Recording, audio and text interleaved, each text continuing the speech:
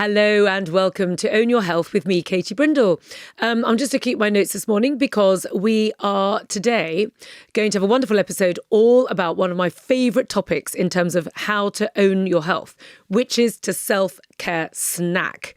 Now, I have been talking about self-care snacking right from the beginning of when I started talking to everyone about health. Okay, so it's been a topic which has been close to my heart. And what's really exciting about today's episode is that we're getting amazing figures coming in with the podcast now, not only from the audio group, but also from all of the YouTubers. So we're getting some really amazing stats, which is making me feel like the world is starting to catch on to some of these messages, which I was kind of giving at the very beginning of time when not that many people were listening. So today I'm going to revisit my topic and narrative of self-care snacking, and I'm going to change your life one snack at a time.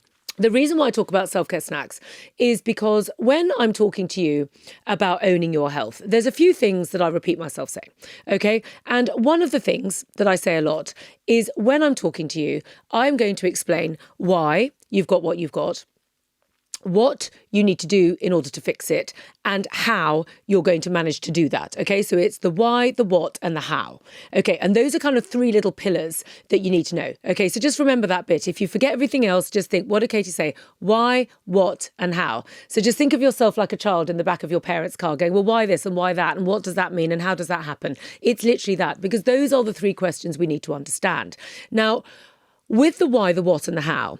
Okay, so let's just answer the first question. Okay, why? Okay, why do we get sick?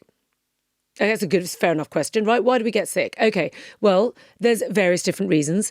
According to Chinese medicine, we have basically three reasons why you get sick. Lots of threes going on in today's episode, okay? First of all, we have internal cause of disease. We then have external cause of disease. And then we very conveniently have miscellaneous cause of disease, which is basically everything that is either not internal or external gets sort of dumped into miscellaneous.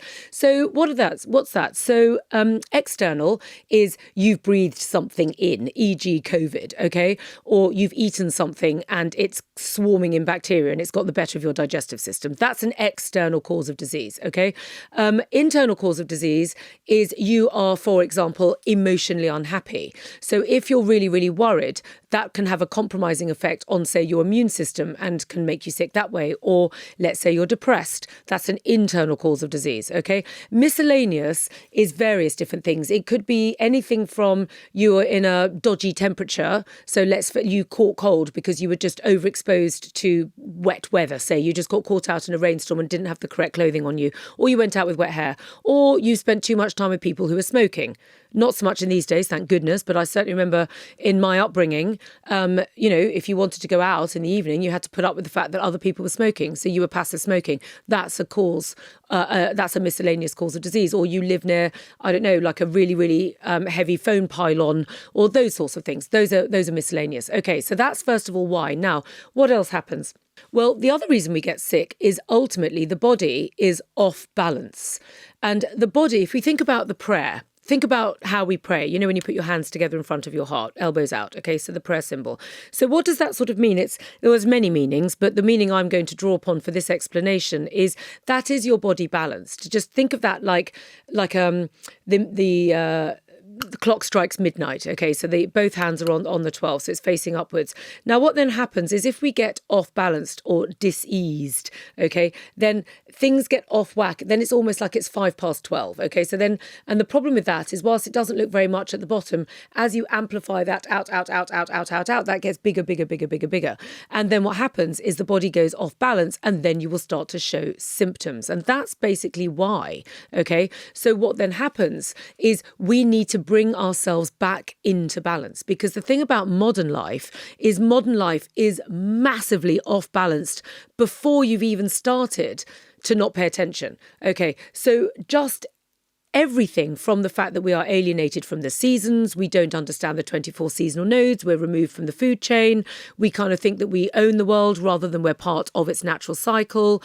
We live in sort of small environments which are often removed from natural light. And I mean, I'm literally recording this from a very airless, lightless room, sort of in a basement somewhere. So we are removed from the natural processes of life, and that has become normalised. Well, what we've got to do is rectify these things easily, effortlessly, quickly, and it's got to impact you immediately. Okay.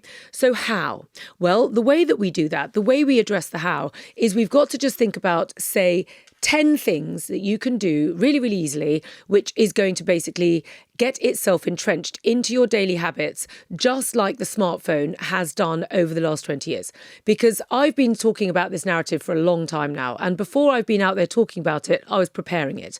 And as I was preparing it, I was listening to lots of people. And what people would say to me, because I was in clinic, they'd want to feel better, they'd want to do something about it, but they didn't want to have to spend too long doing it, and they certainly didn't want to have to give up some of their pleasures in life.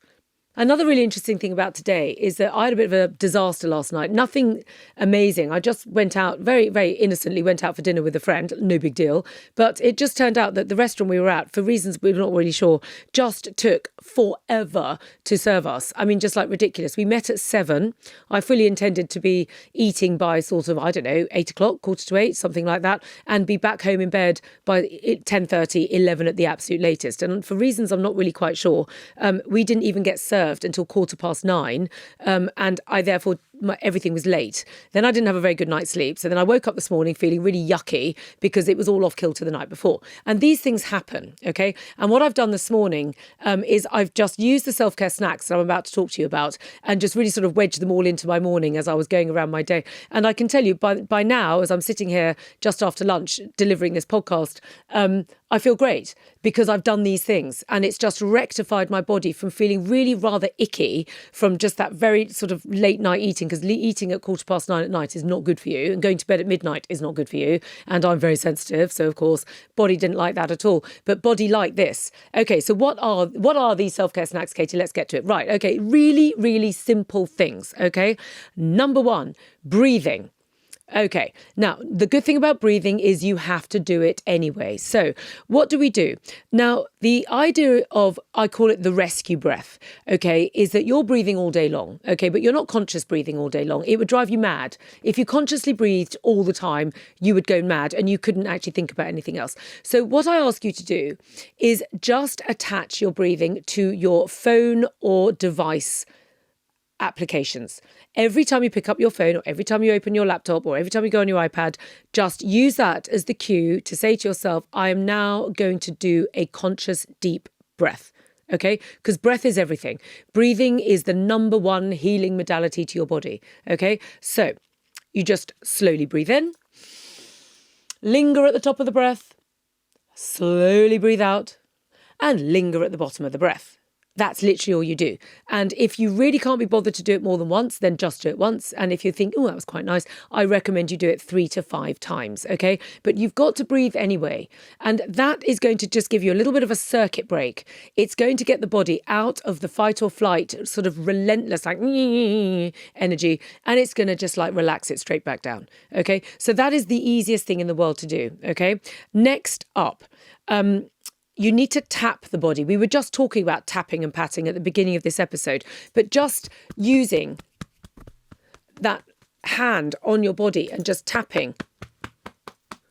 And you can just do that at little intervals throughout the day. So what I would then recommend you do is when you're about to say, go to the loo, because it's something that you're going to do all day. Every day you're going to go to the loo. People go to the loo between 5 at an absolute minimum and 20 times a day. It really does depend on the person. So let's just go for an average of, say, 10, okay?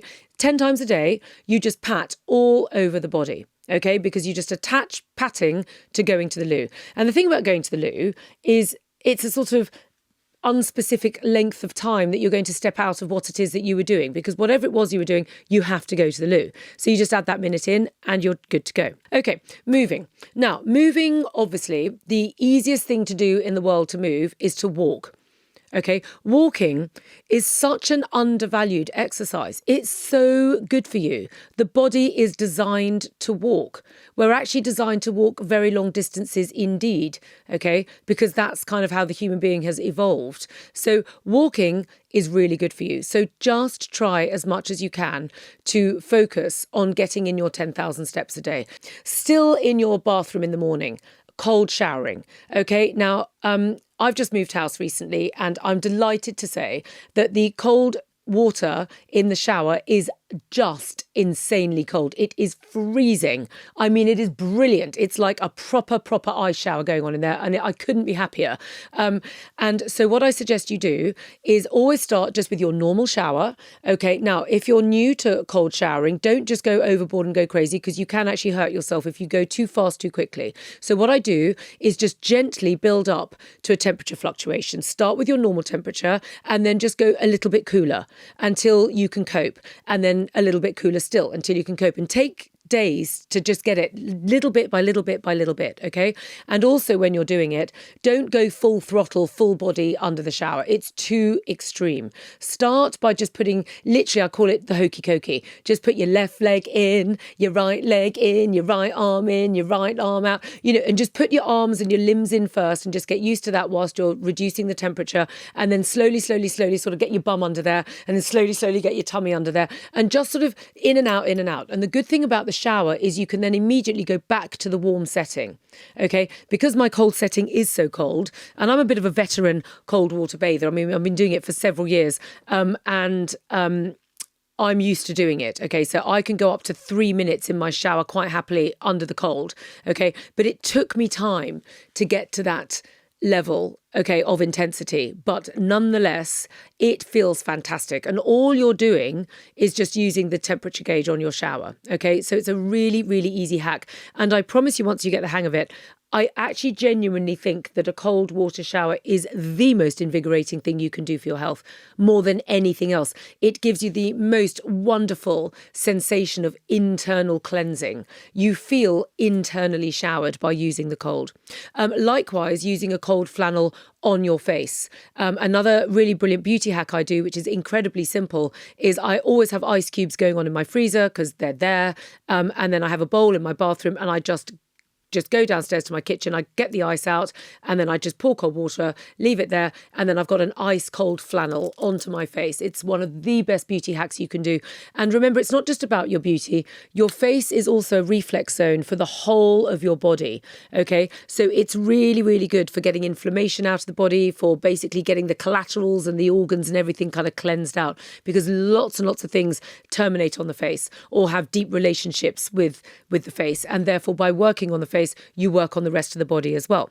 So with all of that, all we've done is just kind of get up in the morning and just made some time to self-care snack with things that we're already doing. We're walking, we're breathing, we're tapping, we're shaking, we've had a bit of a cold shower, we've used a cold flannel. Another really good tip is wash your hands. Well, obviously you should wash your hands anyway, it goes without saying. But when you wash your hands after you've been to the loo, really massage them. I'm just going to take my ring off here. So again, for those of you watching this, you can just watch what I'm doing. For those of you listening, what I'm doing is I'm really massaging my hands, okay, with my thumbs, and I'm wringing my hands, okay, I'm wringing them. So this is even better when you're using soap. It's a soap massage, okay. Now that has been used in hammams for thousands of years, but what I'm doing here is just really massaging through the fingers, massaging the palms, and just giving myself just a minute of hand washing, and it is really, really good for the body. Again, the hand is another reflex zone for the whole of the rest of the body. So by massaging the hands, you're giving yourself actually a bit of full body massage via all the reflex zones. Okay, and again,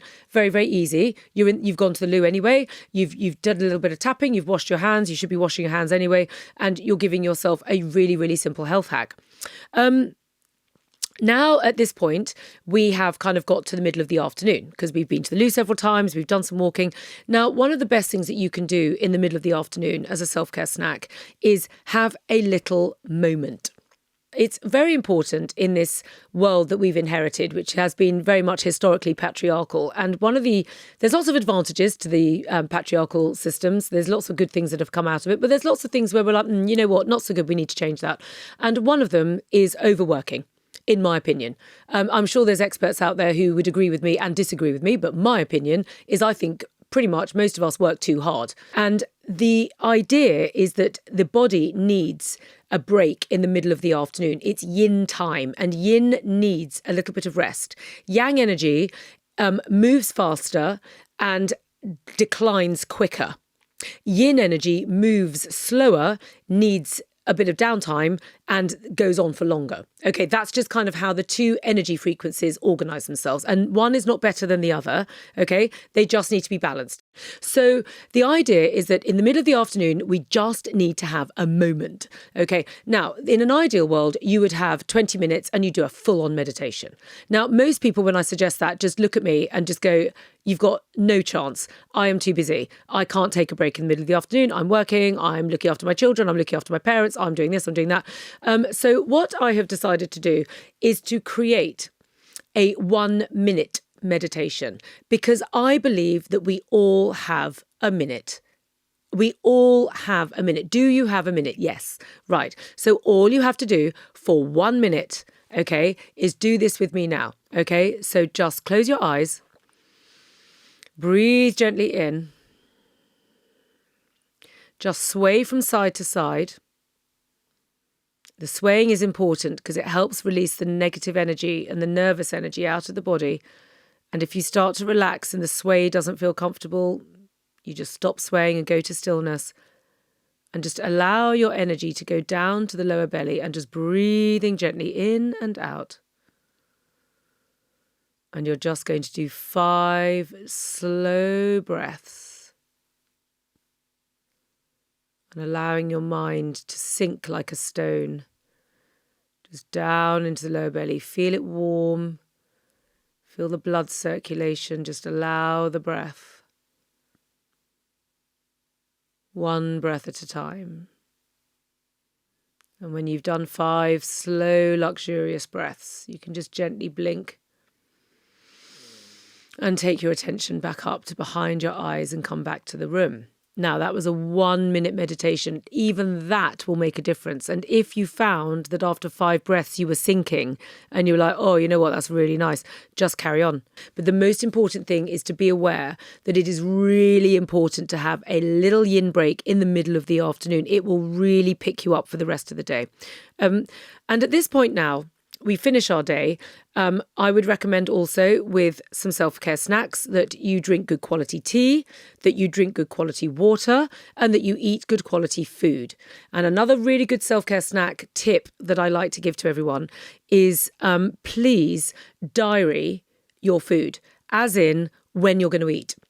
Because the thing that I've noticed with people, especially people who've got really busy jobs and they're out the house, no, actually not even, just busy everybody. You don't even have to be out the house. I'm busy in my house. And sometimes what happens is my meetings go in my diary back to back to back to back to back. And it all looks very nice in a Google Calendar, all terribly organised. And then it's like, when do I eat?